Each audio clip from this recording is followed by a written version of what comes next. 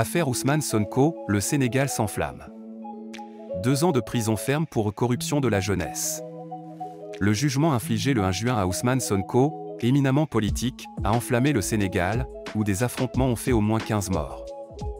Des incendies ont été allumés à Dakar depuis le 1er juin 2023 après la condamnation de l'opposant Ousmane Sonko. Le spectacle est désolant.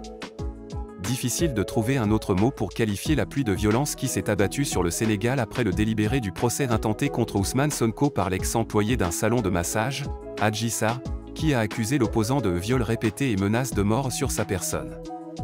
La note est tombée ce jour 1 juin, bien salée pour le patron du Parti des Patriotes africains du Sénégal pour le travail, l'éthique et la fraternité, PASTEF, qui risque de se voir privé de ses droits civiques. Certes, Ousmane Sonko a été lavé des accusations de viol et de menaces de mort pour lesquelles le juge avait requis contre lui 10 ans de prison ferme. Toutefois, celui qui se dit victime d'une cabale politique ourdie par le pouvoir en place, n'a pas échappé à la condamnation de 2 ans de prison ferme pour corruption de la jeunesse, comme le prévoit l'article 324 du Code pénal, compris dans la section Attentat aux mœurs. La course au présidentiel. Quel recours possible pour le candidat à la présidentielle de février 2024, qui a refusé de comparaître lors du jugement du 23 mai si sa sécurité n'était pas garantie, et qui n'était pas non plus présent lors du prononcé de la décision de la chambre criminelle de Dakar?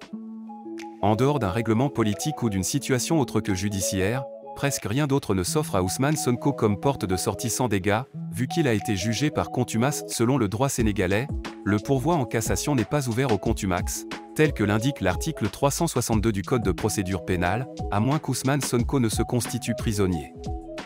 Sans donc avoir réellement commencé, la course au fauteuil de Macky Sall s'est prématurément arrêtée pour la candidature de Ousmane Sonko.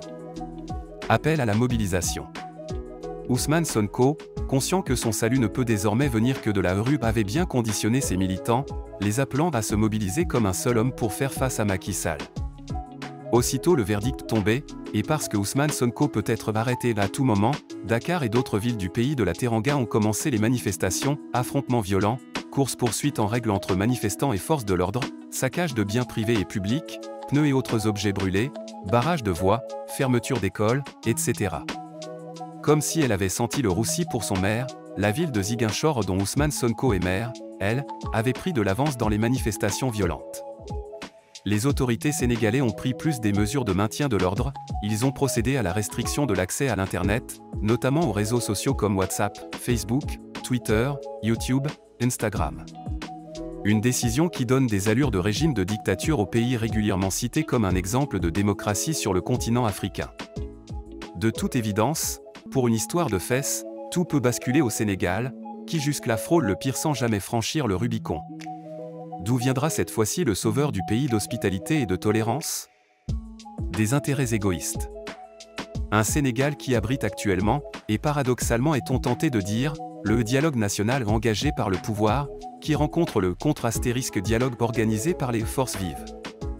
Ousmane Sonko sera-t-il celui par qui le feu tombera sur le Sénégal, en bravant la justice et en défiant l'autorité étatique, alors que lui-même aspire à diriger le pays? Macky Sall, bien que n'ayant pas dissipé les doutes sur une 3e candidature, n'a pas dit, pas officiellement en tout cas, qu'il chercherait à faire un mandat de plus. Il urge donc qu'Ousmane Sonko se soumette à la justice et que Macky Sall abandonne tout flirt avec un mandat illégitime. Le Sénégal leur en sera reconnaissant. Une fois de plus, des politiciens, pour des intérêts égoïstes et très personnels, vont pousser à la destruction d'un pays par ses propres fils, et eux se retrouveront après dans des salons feutrés et climatisés pour négocier le retour de la paix. Il est temps que chaque parti mette de l'eau dans son vin, pardon dans son bissap, pour ramener le calme. L'affaire a déjà fait assez de morts dans des manifestations. Question, les populations n'ont donc pas encore compris qu'elles ne doivent plus risquer leur vie pour des politiciens qui n'ont d'autre but que le pouvoir et ses honneurs? Les amis, qu'est-ce que vous pensez à la situation actuelle de Sénégal? Partagez la vidéo, laissez vos commentaires.